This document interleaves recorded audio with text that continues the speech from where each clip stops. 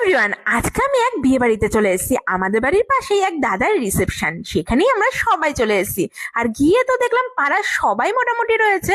আর দেখছিলাম যে আরো দু একটা বিয়ের নিমন্ত্রণ আদায় করা যায় নাকি, ওই আর কি। যাই হোক, এবার চলো বলি তোমাদেরকে, এই যে যে কাকুটা ফুচকা দিচ্ছে তাকেও চিনি, তাই জন্য আর বেশি দর কষাকষি না করে আমি কিন্তু ফুচকা খেতে লেগে পড়লাম বাপু। তারপরে গিয়ে দেখলাম এখানে চিকেন পকোড়া রয়েছে, তাহলে আর কি, এই শীতে চিকেন পকোড়ার সাথে একটু কফি, মন্দ কি। আর যত যাচ্ছি সবার সাথে প্রায় দেখা হচ্ছে।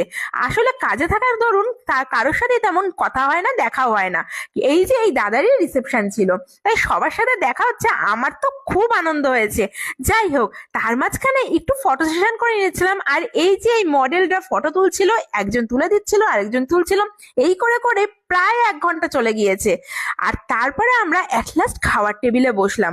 আর খাওয়ার টেবিলে বসার পর অল্প কিছু খেতে না খেতে আমার পেটটা ভরে গিয়েছে। স্টার্টার খেয়েই তো আমি পেটটা ভরে রেখেছি বাপু, আমি প্রত্যেকবার সেটাই করি। যাই হোক, অলরেডি খাওয়া দাওয়া কমপ্লিট, দেখলাম রাত্রে 12:30 বাজে। কালকে কাজ আছে তো যেতে হবে, ততক্ষণটা সব